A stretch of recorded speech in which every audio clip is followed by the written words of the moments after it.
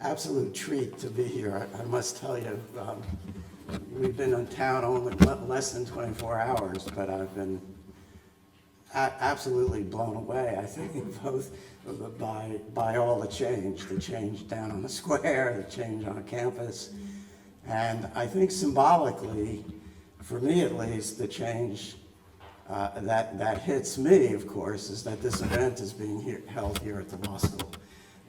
There was a time when we were not so welcome at the law school, to put it mildly, and I think that the fact that an event like this can be held at an institution that is part of the legal establishment in Mississippi is absolutely incredible. And believe me, when we were just starting out, we would never have dreamed that this might have happened at all. Ben mentioned the organization's mission statement. We didn't have a mission statement back then. Our mission was to survive kind of from day to day and keep going. And the idea that we would be together celebrating a 50th anniversary is just blows me away, really. I would never have predicted 5 years, to tell you the truth. Things were really kind of tough for a long while, and I hope I can convey some of that to you today.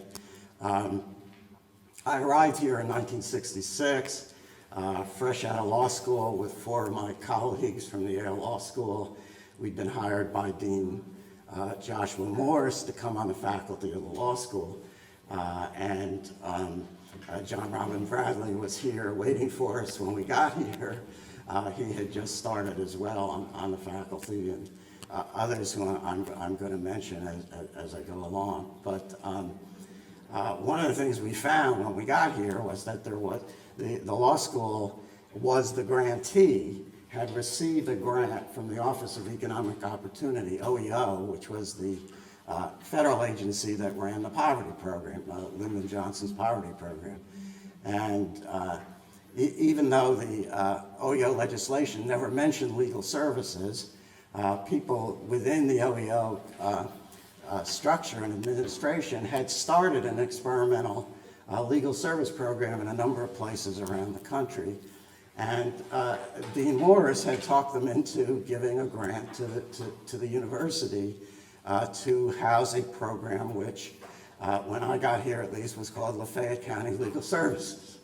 It had a small office just off the square, and it was what today I think it had 2 major elements to it. One part of it was what came to be called Judicare.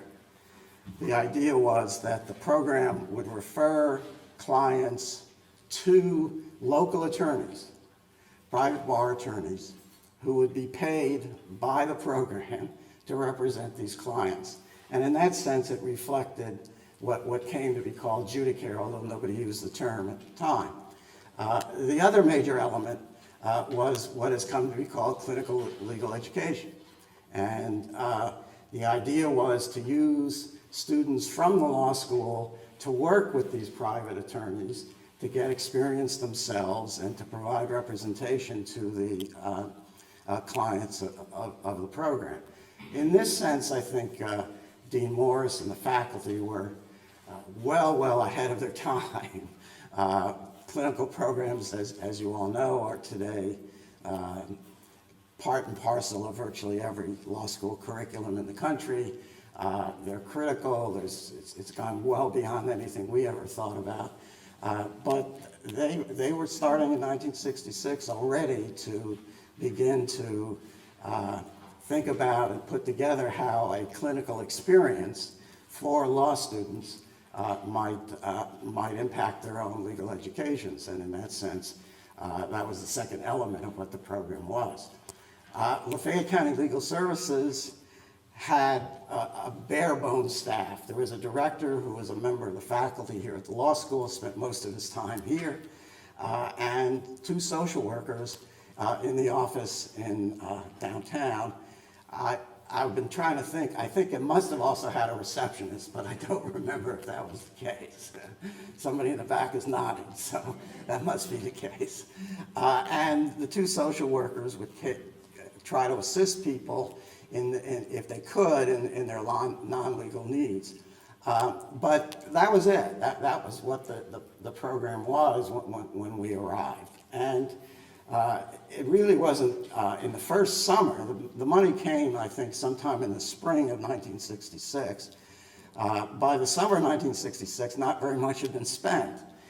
And so Dean Morris approved a program to send a number of law students to have experiences in other legal service programs around the country, several of whom I think later came into our program. But they used that money, they gave them a stipend to go to Washington, D.C., New York City, and other places to work in those programs. And then they came back for law school in September. Over that course of the first year or so, there was no board, there's no board of directors, there's no advisory committee or anything else. Finally, the OEO really put a little pressure on Dean Morris, and he agreed to establish a small advisory committee, which was made up, I think, primarily, again, my memory's not so good on this, but at least primarily made up of faculty members, myself, George Strickler. I don't remember if John Robin was on that initial board, but he might have been. Luther McDougall was on the faculty, and he went on that board. And we started to think about how the program could begin to relate better to the community. And I was able to talk Dean Morris into essentially allowing me to fulfill part of my law school teaching commitment by being working for the program. And so I took over sort of supervision of the law school part of the program and started to work a little bit with the social workers to see what we could do to sort of beef up what was going on within the organization. And the time I spent there, I continued to teach at the law school, but only part-time. I carried part of a teaching load, and part of my work was to work with the legal service program. And one of the first things we do, I think, in thinking about how the law school evolved from the university into a really full-fledged community-based organization, I think there, at least in that early period, there were 3 critical steps. And I'll talk about all of them at some point, but the first one, I think, was that we started what we called our community worker program. This was before we had any lawyers on staff. We actually went out and hired 4 local people from the Lafayette County, to come on our staff, be trained, and to begin to serve their own neighbors as what we would today call paralegals, as legal assistants in providing advocacy services to their neighbors, basically. And in my mind, that was the first real step that the organization took towards moving out of an exclusively, out of the law school and off campus, so to speak, and to begin to move out into the community was that. And I was thrilled last night. Mary Sue Gordon is here, I think. Yeah, raise your hand. Mary Sue was one of the first community workers in that program. I'm sure I'm forgetting people, but Mrs. Burt and Annie Burt, where are you here? Oh my God, that's fabulous. And Lena Wiley, I think, was the third name that I can recall. Are you here? Okay, well anyway, those are the names that come back to me. When you celebrate a 50th anniversary, you don't get all the names right, I'm afraid. I'm doing my best. But anyway, we started that program. And I think that was really the very first major step into the community. The second major step, and I think significant step in the growth of the program, was the board, this advisory board, decided we got to hire some lawyers. We can't just operate using the lawyers from town. We've got to hire our own lawyers, and we've got to go into Marshall County. And so beginning in the fall of 1967 and into 1968, we opened an office in Holly Springs. Holly Springs, I think, represented for the organization a real step towards becoming more involved in the civil activism, the activism that was going on within the black community. Lafayette County, back then at least, did not have a large African-American population, relatively speaking, and it had not had a lot of the civil rights activities that had preceded that period of time. Marshall County was a very different story. It had a much larger African-American population. There was a burgeoning civil rights movement in Marshall County. I can't exactly get the name right. It was either Marshall County Citizens for Progress or something like that. But there were a cadre of young, mostly male, I must say, which was a little bit unusual, men who were beginning to do things in terms of pressing the powers that be in Marshall County for various kinds of changes. The names that come to mind: Skip Robinson, Alfred Skip Robinson, who later came on the board of this organization, Quintel Gibson, who was a teacher, Knowledge Gibson, his brother. The Gibsons, I think there were about 17 of them in Marshall County, so, and so on. And so there was a different thing. There was something for the organization to relate to in terms of what was going on in the black community. And to open an office on the square in Marshall County was a major step, I think, in moving in that direction for the organization. The two lawyers who started the office, the first was Stan Taylor. Stan was from Mississippi, but had gone to law school, I think at Vanderbilt, or maybe Tulane, but had come back as under what was called the Reginald Haber Smith program. He was a Reggie. And that was a program that the OEO had set up to recruit lawyers from around the country and then put them into legal service programs where they wouldn't necessarily have ended up. And Stan was in the very first class of the Reggie program and was assigned to us to come here, and we assigned him to open up the, we made him a managing director right away. And he went up into Holly Springs to open that office. And then in January of 1968, John Maxey, who had been on that first program in the summer of 1966 and had gone out and worked, I think, in a legal service program in Washington, D.C., and had just graduated from Ole Miss Law School, John became our second staff attorney, and he went into that office and joined Stan Taylor. And I think that was a major, major step for a number of different reasons. And it was really the first step towards the fact that we were there, and we hired another person. We wanted to expand the community worker program in Holly Springs, and we hired Henry Boyd. Henry was with us last night. I don't know if I see him right now, but Henry was hired as the social worker. He had been a teacher in the Holly Springs school system. I think, if I've got this straight, he might have been kicked out at that point for some of his activities.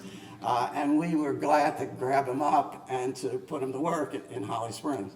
And he became the head of our community worker program up there. One of the people we hired was the Reverend S.P. Gibson, who was the father of all of these other Gibsons in Marshall County. And not only did the older boys that he had were now real leaders within that community, his youngest children, if I got this straight, were two twin girls who had just started at Ole Miss. So it was a major family, if you will, within Marshall County, and we were really pleased to be affiliated with them and to be part of of what they represented within the county. Some years later, a friend of mine who was a photographer sent me some photographs of the Reverend Gibson that he had asked to send to me, and I still have them hanging on my wall at home. So we were moving, I think, away from this sort of clinical judicare model now into a staff attorney model. We had people out in the community through our community worker program, and then we now had a few staff attorneys who could start to respond. And we then began to do a number of things. And that led to an enormous amount of political opposition. It took about a year. Took into the spring of 1968, really, for a lot of resistance to what we were doing. And there were several things, I think, that precipitated that kind of opposition. The local bar was not happy. I think, I've never witnessed this personally, but I think part of the way Dean Morris had sold the program originally to the local bar was this judicare part, the fact that they would be paid to handle cases. And now all of a sudden they weren't being paid to handle cases anymore. And there was free, so even the ones who had not resisted the program entirely now were ready to, were not very happy with us. And I think that was part of where the resistance was coming from. But in addition, we started to do some things which created a lot of problems and led to ultimately some Senate hearings and so on that I'll mention. But the things that I think precipitated this were, first of all, the community workers were doing a lot of advocacy with respect to the welfare program. They were helping people get the benefits that they were entitled to. They were doing hearings, they were doing various kinds of advocacy, and we would run into situations where we felt that the rules that Mississippi was applying were wrong or illegal or unconstitutional. And one of these situations arose, I can't remember which of the counties it came out of, but the community workers had a client, and she had moved here from Illinois. She had been in the state, she had grown up in Mississippi, had left the state, gone to Chicago, and had now come back to be with her family. And Mississippi had a 1-year waiting period. She was not eligible to get welfare benefits for herself and her children because of this 1-year waiting period. Well, these waiting periods, what came to be called residency requirements, were being challenged all over the country by legal service lawyers in various places. And in most places, the reason for a residency requirement was states didn't want people moving to their state to get welfare benefits. But nobody on earth believed that people were moving to Mississippi to get welfare benefits. Believe me, they were the lowest in the country. It just happens that we had a client who fit into that situation. It was not a problem in the sense that it was in New York, for example, where so on. And so we brought a case similar to these cases that were going on around the country with the help of lawyers in New York. My wife, who's here today, worked for that organization that helped us through that.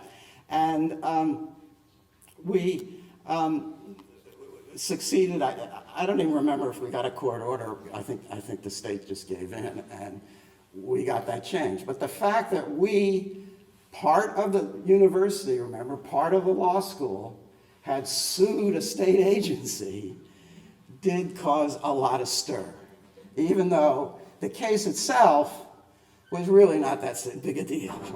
It really wasn't, but it was treated as a huge deal that we had actually sued the university.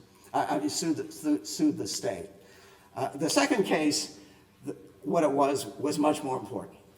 Stan Taylor and John Maxey brought a school desegregation case, the first school desegregation case for the program, involving, I think it involved both the county school system, and the Marshall County school system, and the Holly Springs school systems. I think they sued them both, but I may be off on that. But it was a standard school desegregation case. And we didn't know what we were doing. We had never done school desegregation cases. We had no experience. We got a lot of help from a lawyer, I can't remember his name, who worked in Memphis, who was associated with the NAACP Legal Defense Fund. He was one of their cooperating lawyers in Memphis. And he really helped us. I think if John were here today, John couldn't be here today, but I think that he would recall his name. Sugarman may be his name. That may have been it. Yeah, maybe. That's, I'm close, yeah. And he gave us, he gave us his pleadings. He showed us how you do a school desegregation case. We didn't know what we were doing. We just knew that we were in that community. The people in that community wanted the case brought, and we brought it. That, I think, those three things, the movement away from a Judicare program and those two lawsuits caused an enormous political stir within the state. And by the spring of 1968, the Board of Trustees for Institutions of Higher Learning, which was the state body that had authority over all the state universities, it maybe still does, and ultimately then one of the Senate committees, chaired by a state senator from Panola County, held hearings, demanded that Porter Fortune, who had just become the chancellor of the university, and Dean Morse come down and testify and essentially be raked over the coals for what the program was doing, and basically said, stop it. You cannot do this. It was right about that same time that the original grant to the program from OEO had expired. And an application had gone in to OEO to renew the program, to get it to keep going. They had sort of put us on a temporary extension while they were figuring out what they wanted to do. They finally said yes, they were going to refund us. But it was right in this period that the hearing before the state Senate committee took place, and essentially Chancellor Fortune was told, we don't want the program at Ole Miss anymore. And this was a critical thing for one very important, and I'm afraid as a lawyer, I try to avoid talking legal stuff, but this was a critical thing. The OEO statute, when it had been passed, had a provision in it that said for certain kinds of programs, including what became legal service programs, if the governor of the state objected to the program, it wouldn't be funded. It was called the governor's veto. And there was an exception, which I've never gone back. Someday I'm going to go back and read the legislative history and try to, I don't know how it got in the law, but it said that governor's veto would not apply if the money was going to a state, to an institution of higher learning. I don't know why it was there, but it was there. And so when the money came to the university, the governor couldn't veto it. He couldn't say, I don't want that money in my state. Once they said they were going to take the program out of the university, as they were talking about in the spring of 1968, the issue was, well, what happens to the program? And I think the expectation was that because we needed the exception for the governor's veto, that would kill the program. The program would go away because it wouldn't be at the university, and the governor would veto any other grant that they wanted to make. And I think that was the expectation. At that time, we had a little side game going on, which was we knew this was coming. We knew by the spring of 1968, I think. And so I had been working with the program. For the prior year or so, Luther McDougall, who was one of the faculty members at the law school, had taken over as the executive director of the program. He continued to teach, but he was the the CEO, as it were, for the program. And he and I went and visited with and met with people at what was then called Mary Holmes Junior College in West Point. And the reason we went to Mary Holmes Junior College was Mary Holmes had what they called their sort of community outreach program. And part of what they were doing there, they had already become the funding recipient for the Head Start, the very controversial Head Start program in Mississippi, CDGM, Child Development Group of Mississippi. And that was another program that was in the crosshairs, so to speak, of the politicians in the state. Senator Stennis, Senator Easton were spending countless hours trying to get rid of that program. They didn't like it. It was statewide. It was affiliated with civil rights activity, and they wanted to get rid of it. And that Mary Holmes had taken CDGM and put them under their wing, made them part of Mary Holmes College. And we knew that. And so we went to them and said, us too, we want to be part of you too.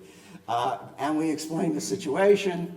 A man is no longer alive named Tex Wilson, a lawyer, but he was running that part of the Mary Holmes project. He was a vice president at the school, and we met with Tex, and he was all for it. They were happy to have us. And so we had arranged, we then went to OEO and said, don't worry if the university rejects us and turns us down. We've got an alternative.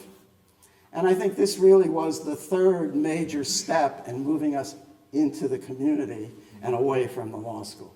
And that was to become part of Mary Holmes Junior College. In the spring, finally, the university did turn down the program. They basically instructed Dean Morse not to apply for a renewal of the grant. That's how it actually happened. And they thought that was it. They thought we were out of there at that point. This was 1968, so it would have been 2 years, not 50.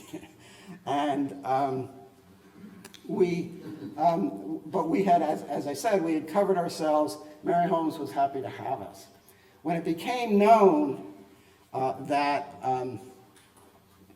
we were going to become part of Mary Holmes College and that we didn't have to worry about the governor's veto anymore, there are a number of, in the Senate, U.S. Senate offices, the governor's office, there was enormous pressure brought to bear on OEO. We worked very closely with a man named Nat Gazansky, who was the acting director. He was a professor at Emory Law School, and he had decided to spend that summer in a nice, quiet little job at the OEO. And he found himself in the middle of this fight. He was getting all this pressure, and his assistant, for those of you who've been involved in legal services will recognize his name, his assistant was a new young lawyer who had spent a year as a Reggie in Florida, and then came into the Atlanta office of that, Dan Bradley. Dan Bradley ultimately became the president of Legal Service Corporation some years later. But Dan was just, again, a young lawyer helping Nat Kazansky in that office. And the two of them worked with us. A couple of years ago, a friend of mine from Atlanta, who's a neighbor of Nat Kazansky's, sent me a memo that Nat had given him and asked him to pass on to me, which is called My Summer in Mississippi. And it was all about the pressure that he had received during that period of time. It was essentially a memo by Nat written to the file to justify why they had continued our program and not caved in to the various pressures that were being put upon them to shut us down. And so that he would have a memo after he went back to teaching. There would be a memo in the file that justified the decision to keep the program going. that's where we stood in 1968. I think that from then on, we were now part of the university. We were out of the university, and I think the last, in the written materials, I called it the last arrow in their quiver, in their effort to shut down the program, was the university said, okay, we now see there's going to be a program out there.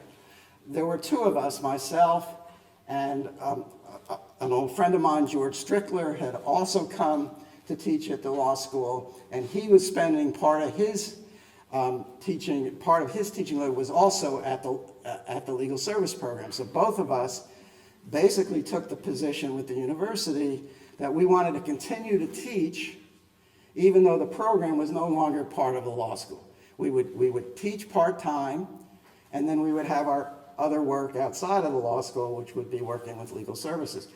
And we went to the law school, and we gave them that. That was our desire, and they said no. And basically, on instructions from the Board of Trustees, they basically said to the two of us that we could either teach full-time at the law school or not at all. What we could not do was to work with the legal service program part-time and teach part-time. And they said this even though the faculty included a number of professors who were doing other kinds of work outside of their teaching. We weren't the only professors who wanted to be doing something outside, although it was quite clear what we wanted to do was not the same as what these other faculty members were doing. And so they basically rejected us, unceremoniously kicked us out of the university. We got a letter telling us to be off campus. We were both living on campus in faculty housing. We were told to get out of the faculty housing within a matter of a day or a few days. We had to go out in town, find places to live, and we were essentially kicked out of the law school. That part of the story didn't end there. And we filed suit. We got our friend Armin Derfner. Many of you know Armin. And Jim Lewis. They were the attorneys with a civil rights legal group in Jackson called LCDC, the Lawyers Constitutional Defense Committee. They agreed to represent us in suing the university for violating our constitutional rights by saying we could not work with the legal service program when we were still teaching. And we filed that case. There is a humorous story. The case is known as Trister versus University of Mississippi. For anybody who wants to see it, the ultimate opinion is in 420 F seconds, for those of you who want to look it up. The reason it's called Trister versus University of Mississippi instead of Strickler versus University of Mississippi, because we were both plaintiffs, was the night before we filed the case, Armin had come up to Oxford, and we had been talking about aspects of what we were going to do in the case. And he said, okay, now the final and most important decision you have to make, whose name is going to go first in the complaint? Because after that, it's always known by the first plaintiff's name. And so I said, let's flip a coin, and I won. So the case is Trister versus University of Mississippi. It could easily have been Strickler versus University of Mississippi, but I won the flip of the coin. We went down the next day to see Judge Cady in the federal court in Greenville. He perused that we went into chambers. We wanted him to authorize some discovery on an expedited basis. We wanted to not wait for the time that you would normally wait to take depositions. We wanted to do it more quickly because the semester was about to start. And we wanted to go back to teaching. So we went down to see Judge Cady. He allowed us to have the discovery. And then he said, I think this is a good case for Hack.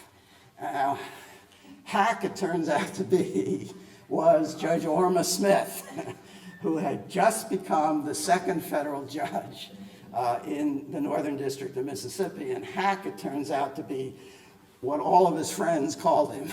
We didn't know that. And so he assigned the case to Judge Smith, and Judge Smith took the case, held a trial in late August, and he ruled against us.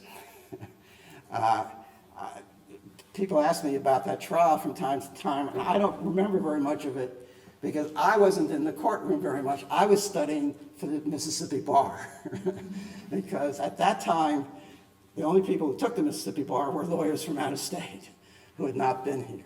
And I needed to become a member of the bar now that I was becoming the head of North Mississippi Rural Legal Services.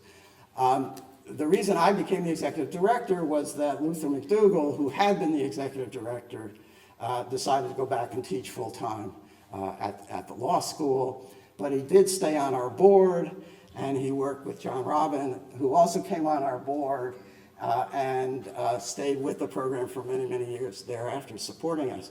But I had become the director, and it seemed a little odd to have a director who wasn't a member of the bar. So I had to take the bar, and I was studying feverishly for it at the time, sitting in one of the witness rooms in the courthouse while the trial was going on. But we lost. Judge Smith decided that he accepted the argument that the university made that our working at the law school would interfere with the education that the students would be getting. It's hard for me to explain it, but that is what he said. Ultimately, we won. We appealed to the Fifth Circuit, and a year later, in October of 1969, we did win. They reversed the judge, said that the only reason that we had been told we couldn't teach was that was the nature of the work that the legal service program was doing, and the record was absolutely clear on that fact, and they ruled that we had won. The outcome of that case, the university and the state didn't quite give up. They were going to take the case. They decided to take the case to the Supreme Court, although the Supreme Court ultimately didn't take the case. But what finally turned the tide was that the Association of American Law Schools, which was one of the two accrediting bodies that accredits law schools in the country, we had filed a complaint with them back in 1968, and they had kind of dilly-dallied with it. They sent in a team to investigate. The dean, I think it was the dean of the Georgia Law School and maybe Vanderbilt Law School at the time. They came in, they met with a lot of people. They really didn't do very much. It wasn't clear what they were going to do. They had questions about whether our rights had really been violated, and it wasn't clear what they were going to do. And then the Fifth Circuit rules that our constitutional rights had been violated. And so at that point, the AALS had really no choice. And so a process began within the AALS to discredit the law school. They have a lot of procedural requirements. They couldn't just do it. They meet, or at least then, they would meet annually in December. So they had a meeting coming up in December of 1969 after the Fifth Circuit case came out. And they started the process, as it were, for discrediting the law school. And that really is what turned the tide. The school decided at that point that they had to throw in the towel. I had a meeting with the Dean Bunkley, who had replaced Dean Morse by that time. Dean Morse had gone to Florida.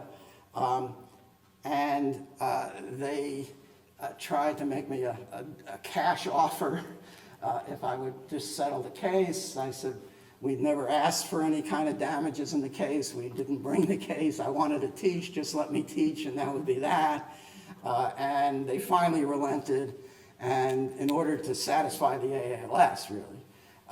they relented and said I could teach a course while I stayed at North Mississippi Rural. I did teach a course in the spring of 1970 on, I believe it was unemployment discrimination, and I'm pretty sure that A.C. Wharton was in that class. And many of you know A.C. and what he went on to become, but at that point he was a law student at Ole Miss, and I think he was in that class as well. The move to Mary Holmes, I think, freed up the program enormously in terms of what we could be doing. We now had, part of the arrangement was we would open an office in West Point, which we did. Jesse Pennington came down when he graduated from Howard Law School in 1969. He came there with his colleague John Britton, who was his classmate up there. John came and went to work in our Oxford office. Jesse went down to West Point with Tom Mayfield. And I'm not sure whether Tom Royals was in there or not, but was he? And they were all recent graduates of the law school in 1969. They opened our office in West Point, and we opened an office in Greenwood, staffed by Alex Sanders. Many of you know Alex. Alex also graduated in 1969 from the law school, and he went home. He was from Greenwood. He wanted to go back to Greenwood, but he was willing to go back and essentially open our office there, and he did. So we were beginning to spread. We also had an office in Batesville, beginning in about 1968. I think 2 lawyers from Ole Miss who we hired in summer 1968, Robert Kelly and Bill Joyner, both Ole Miss graduates, set up a Batesville office for us. So we were now in 5 places. We were spreading, so to speak. That's why we changed the name. We no longer wanted to be called Lafayette County or Marshall County. We changed the name to North Mississippi Rural. And we started to do a lot of things. Some of which I'll talk about and some of which John Britton is going to go into more detail on. The kind of things we were doing, Kent Spriggs, who's here today, Kent had come and joined us from his work in Florida for Florida Migrant Rural Legal Services, and started to develop an extensive federal docket for the organization, a lot of school desegregation cases. One of the issues in school desegregation at that point in time, remember this is 1968 or so, 14 years after Brown versus Board of Education, in some states like Alabama and Georgia, there was a state agency that could be sued, and the court could govern desegregation in all the school districts around the state. But in Mississippi, there was no such state agency that controlled all the school districts. So you had roughly 160 school districts in the state, because you had a city district and a county district. And the result was that the only cases that had been brought were Justice Department cases and school desegregation cases brought by the NAACP Legal Defense Fund. And there were a huge number of districts, particularly in the northern part of the state, that were not under any kind of court order. And so Kent and the other attorneys, we started filing school desegregation cases all over the place.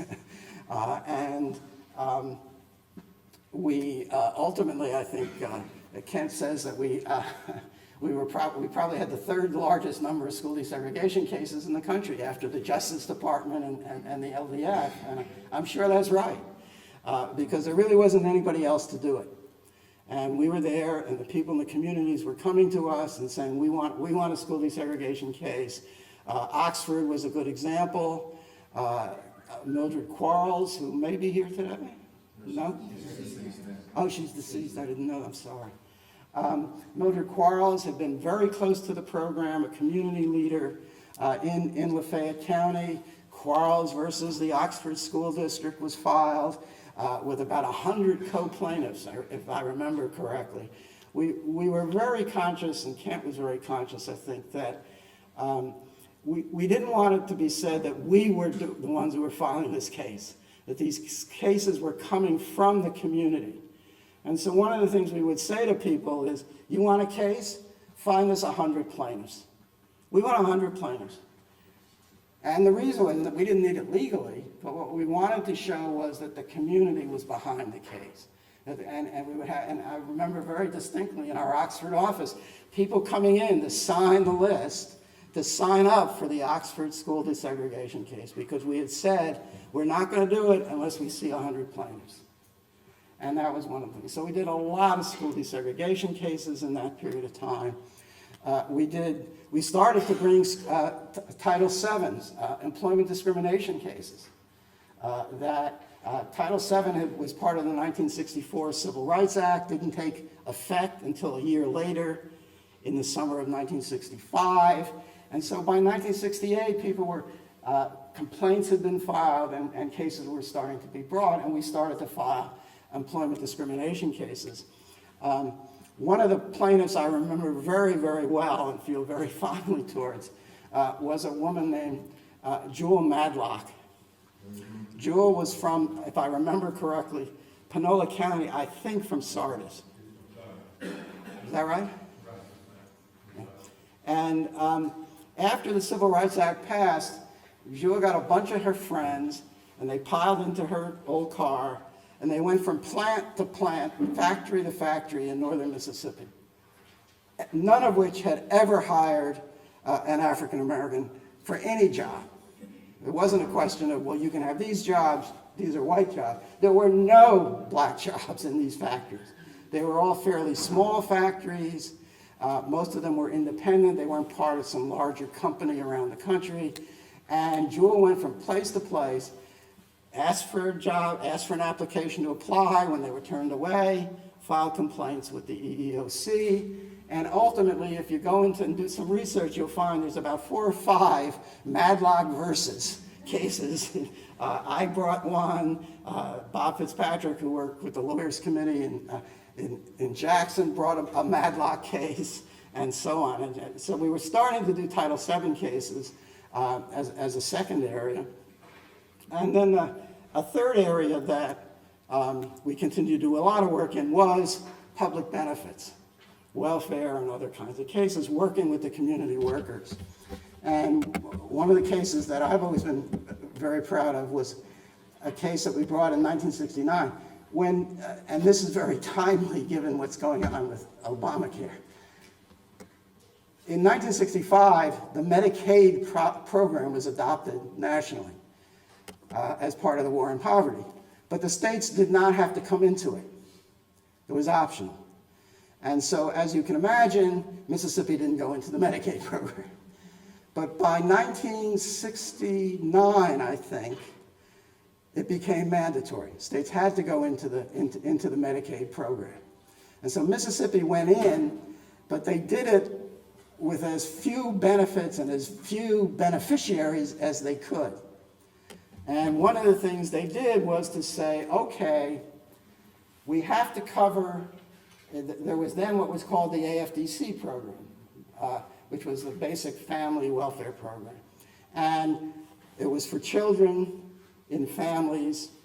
And they basically said, we'll cover the children on the Medicaid program, but we won't cover the parents or the grandparents who are what are called the caretaker relatives, the people who are caring for these children. They won't get Medicaid benefits. And that's how they started the program in the summer of 1969. There was a fellow I got to know quite well and really respect in state named Rims Barber.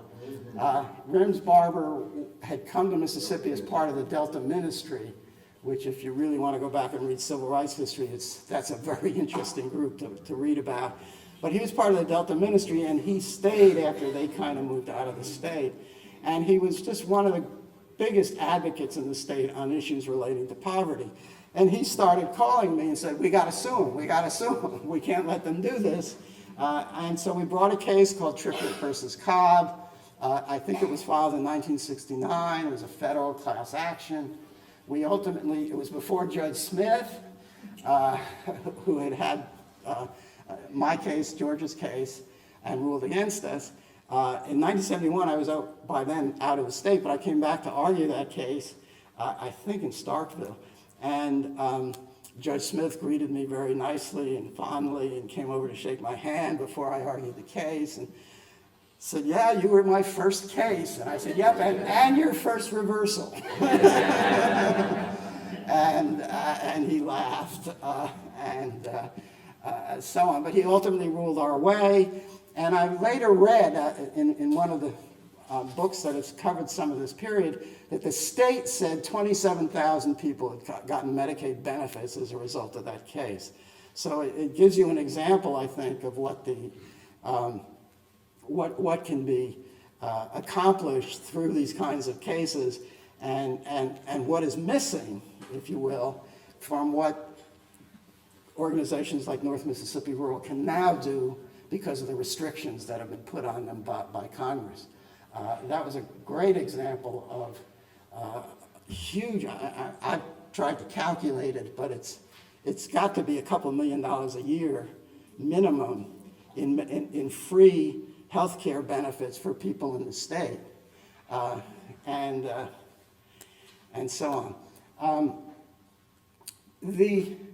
I'm being told I have to stop, so I want to say one last word. The fight with the Bar Association, the fight to shut us down after we were doing these things, didn't stop.